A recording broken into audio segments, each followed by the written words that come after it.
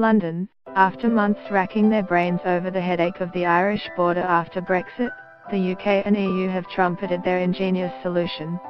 They'll sort it out later. About 300 million people and 500 million tons of freight cross the border between Northern Ireland and the Republic every year. Friends visit friends, doctors visit patients, farmers visit customers. Many workers have a home in one country and an office in the other. The 1998 Good Friday Peace Agreement was written on the assumption of, and arguably made possible by, both sides of the border being inside the EU. It meant the border, practically, could melt away. Hundreds of roads now crisscross it with no signs or fences. One road crosses the border 4 times in 10 minutes drive.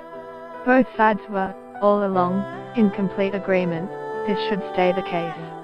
Nobody wanted border posts running customs and immigration checks. They would be a target for troublemakers. Get the latest news and updates emailed straight to your inbox. By submitting your email, you are agreeing to Fairfax Media's terms and conditions and privacy policy. But there's a big problem. The UK wants, Prime Minister Theresa May has promised, a Brexit outside the single market and customs union. That means regulations in Northern Ireland would be set from Westminster, those in the Republic from Brussels.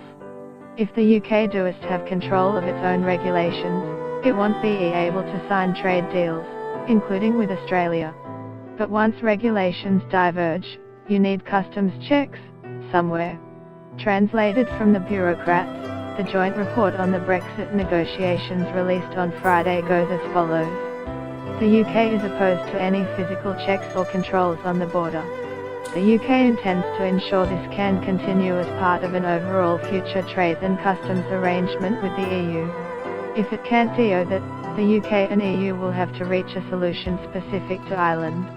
If they can't agree on one, regulations in the whole of the UK will stay in full alignment with the rules set by the EU's single market and customs union, to the extent necessary to protect the all-Ireland economy and the peace deal.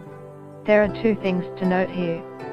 Firstly, that clanking sound you hear is a can being kicked down the road. Secondly, unless some other, unspecified solution can be found, then the UK will stay aligned with single market and the customs union rules. Effectively, this leaves control of the UK's trade laws in Brussels. So Britain's promised future as a free trading nation is now hostage to finding a solution to the border conundrum. All along, both sides have promised a unique and creative solution will be found.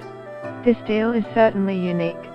But the only concrete solution the parties have so far found, after a year and a half's thought, is incompatible with the Brexit that Theresa May had pledged to deliver.